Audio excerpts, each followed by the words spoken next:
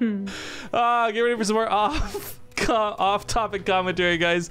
It's fun here in the top left. We're the semifinals for the Olimoleague. It's the Purple Terran MMA. In the bottom right, as the blue Zerg, it's Impact. So I was saying to Zombie Girl, like the dick and claws you guys are talking about is hilarious because I had misinterpreted what was going on until she brought up this app thing. Because I thought there's less of a legal clause and more of a Santa Claus. And then during the map intro, I realized just like Santa, it comes once a year. A lot of odd things to say, but we should get these donations caught up and shout it out. Lee Oman, thank you for the $23 a few moments ago. And it's you I want and need. He's singing the song from the break that I can't sing, and I'm tone deaf. But thank you for the 23 bucks.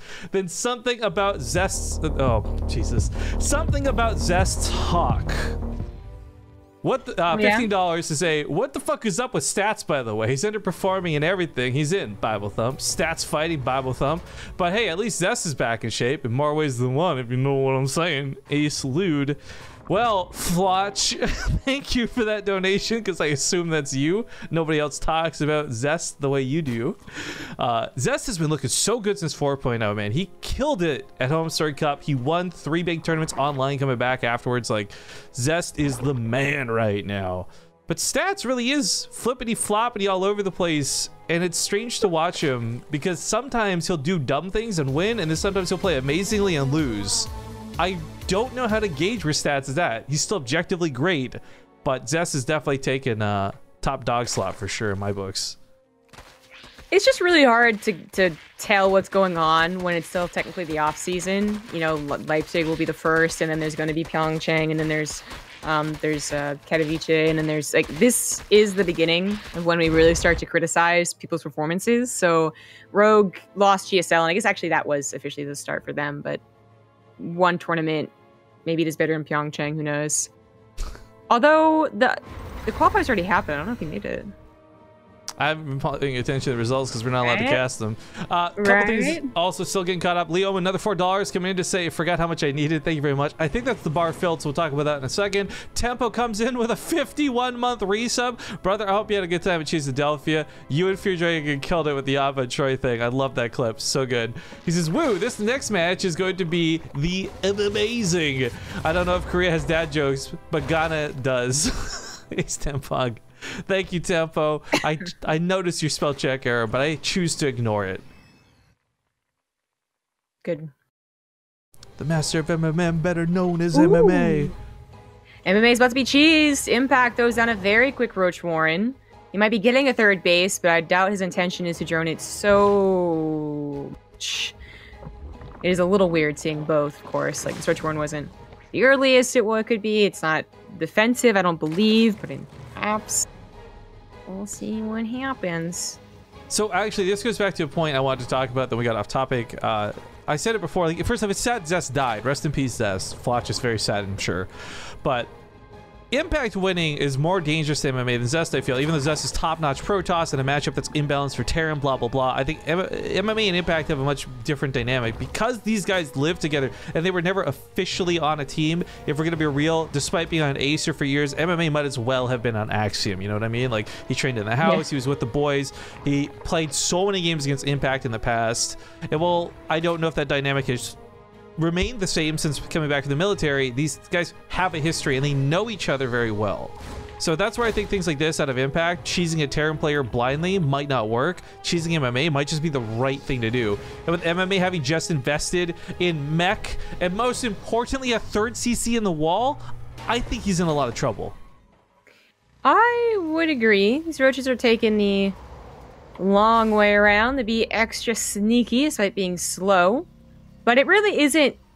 I mean, it's not followed by more roaches. There's a couple of lings here. So the third CC will survive because it'll be done. Just lift that. Supply deals will probably go down, and SCVs will go down. MMA is going to take a bit of damage, but he's not going to straight up lose the game.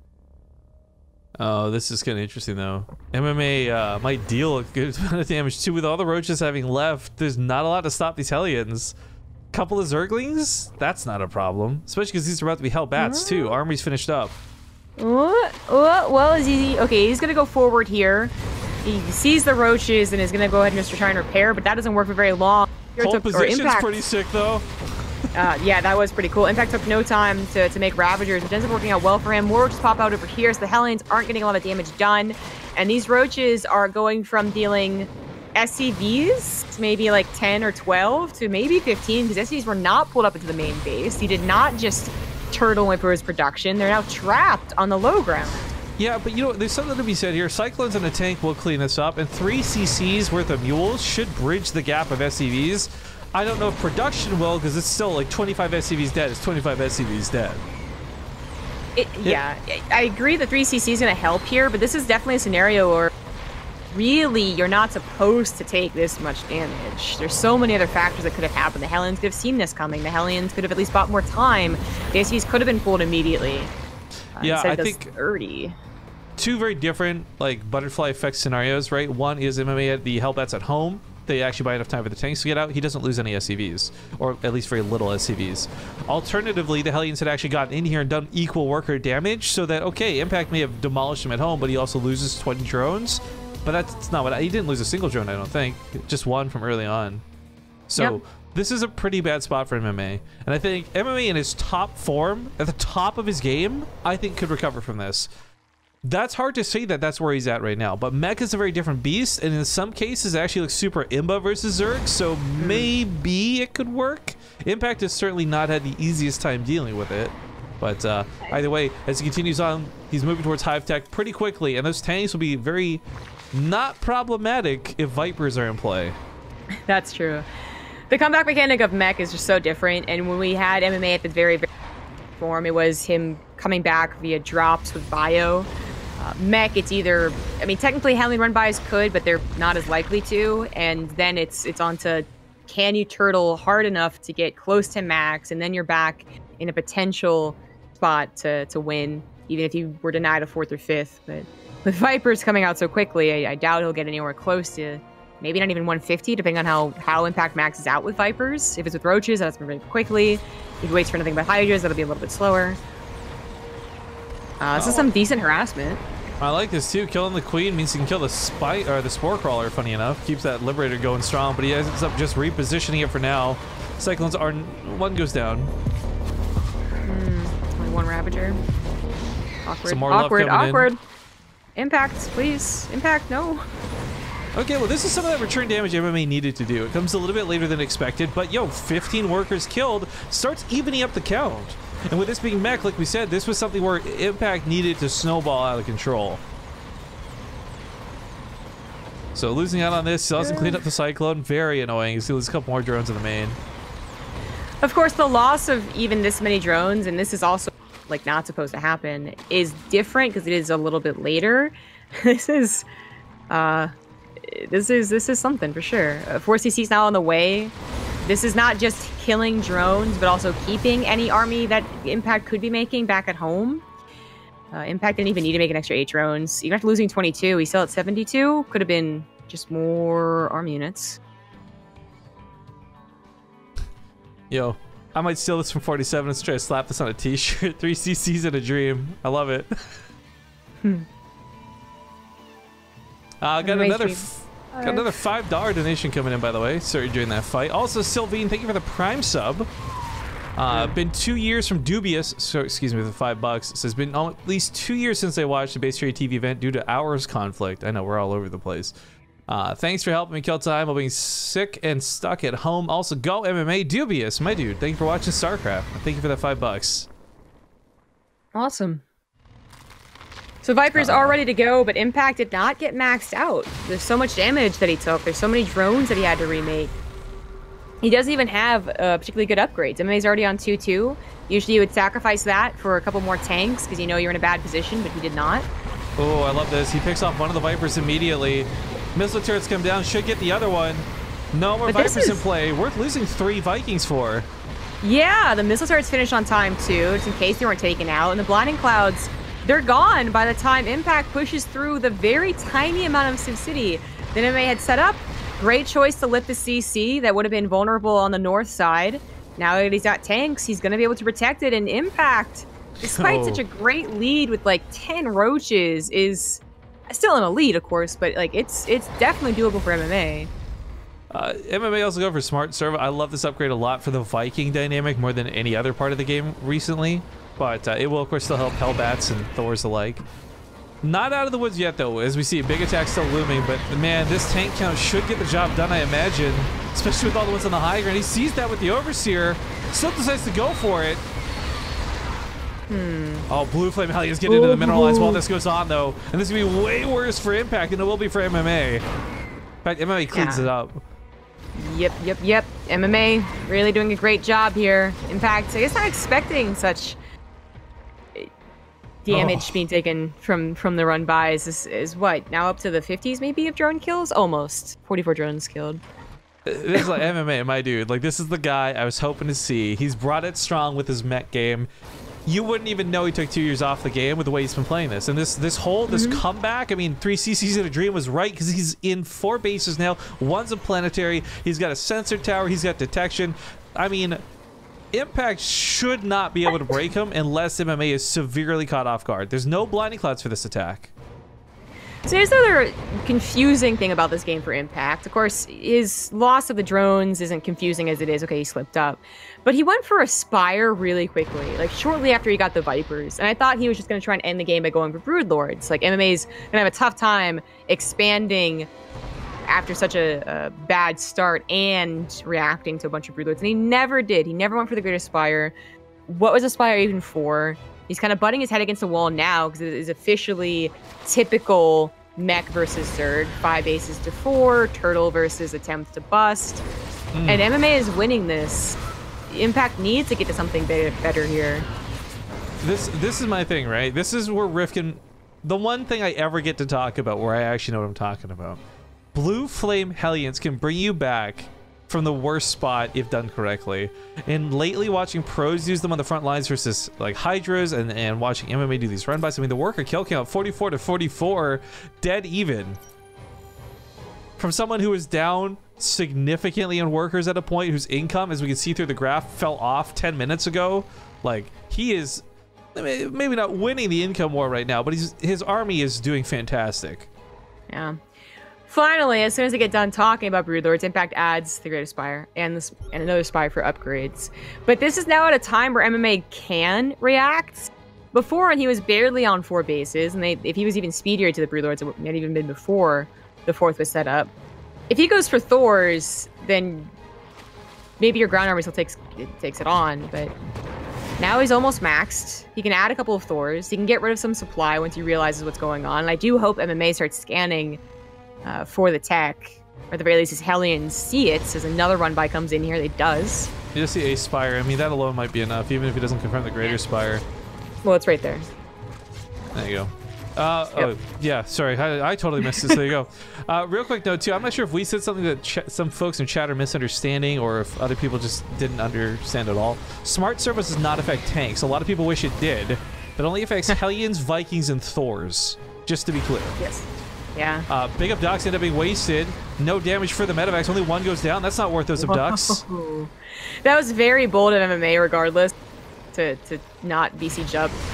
But abducts are coming down instead of any blinding clouds, despite MMA having some pretty sieged up tanks. But the tanks on the bottom side just get obliterated, leaving only Cyclones and a few Hellbats. And MMA is not re-maxing with Thors or tanks. He's going Cyclone.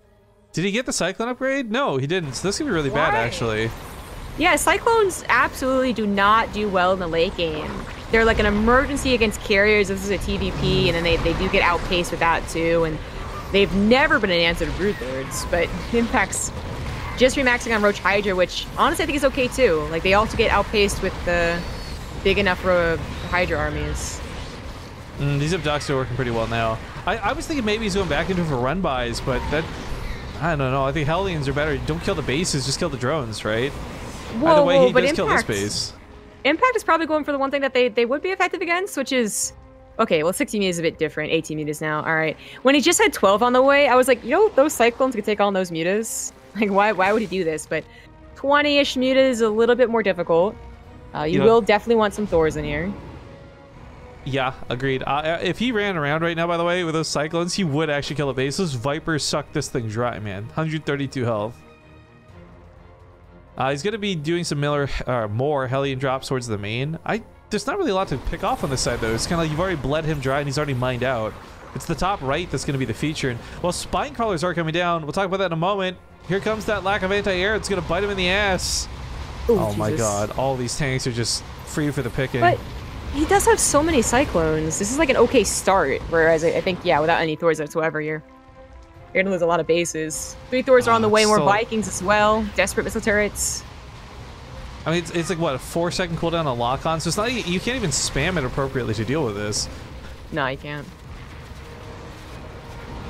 Oh, these mutas are really running wild. The 3 Thors are on the way. The fear of so many tanks died. He needs those tanks to deal with that ground army. Yep. Oh, MMA got so caught off guard. He saw both the spires, too. Like, it blows me away that he wasn't prepared for this. Mm-hmm. This, I mean, it's got justice, right? So whoever's cheering for Impact or cheering for Zerg is like, damn straight he wins this game after the beginning. But it really was just the surprise tactic. And it's not even quite over yet. Although MMA losing now a 4th base as well should be, realistically. Yeah, mutas are cleaned up. Thor's can actually take on the Hydras, too, in the small counts that are currently here. This is a planetary, but with no turrets. Oh, no. Oh, no. Yeah, MMA is not going to be winning this game despite what was an almost epic comeback in the mid game. I still also question the Cyclones. The mutas were, yeah, great, but why Cyclones? Why? Because those were against the Broodlords. He scouted the Greater Spire. That was the only explanation for why he then started Mass Cyclone. The other interesting part of this, too, is we saw him throw down a lot of missile turrets early on and then not keep up with them later on, especially after seeing the Spires. Yeah. Like, somehow a Viper is worth using a missile turret for, but mutas aren't. I mean, just, it was a simple mistake out of MMA, guys. We get caught up in tunnel vision, even at the pro Korean level, right? Like, it makes sense. It's totally something that can happen. But it's worth noting, counter damage was done, right? Hellion's right around the map. Base up here died. Base up here died. Funny enough, this one didn't. But Impact, despite the fact that he was knocked down a notch, I still think he's in a very good spot. Double the army supply, double the overall supply. Mm-hmm. Yeah, he still is maxed out. He still has a ton of Vipers. He had made 6 more at one point, and then maybe even a couple more after that. And all of them survived, too. So at a very awkward, too high count, I would say. But that's going to be a ton of abducts, blinding clouds everywhere. Should be like nothing shooting. I was going to say the cause and effect, though, is that there wouldn't be a lot of army protecting this, but if nothing can shoot back at it, then what does it matter? Every one of MMA's units is getting picked off. Down to 14 supply. GG. Impact does take the game. What a start to this semifinal series. Oh, and I see we've got Apollo. Just the prettiest little angel cat. Thank you, Lee Omen. Sorry, it's right there at the end of the game. A lot of action going on. 1,500 bits. A bailing bust with him too, so feels good. Just healing, don't mind me. Oh, are you bit boss right now? Is that what's going on here? He is. All right, so I'm gonna get this locked and loaded. I have it mostly set up. So there won't be a big Team Liquid announcement today about the BTSL, but I can share with you guys the Match Arena page that has all the information that'll be transferred to the Team Liquid page when we get that posted up. It's pretty sick, if I do say so myself. Not all the money has been deposited there right now, but we're starting off the Match Arena with like $9,000. Feels good, man. We got some really awesome sponsors for it. We got really big prizing. And the biggest part about this is there's going to be an offline finals in Canada with an open bracket for anyone in North America to come compete in.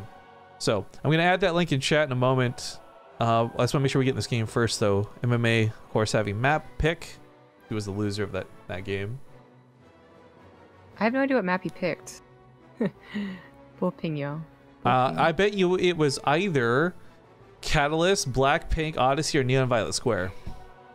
I thought you were in the lobby and you were gonna shoot me out.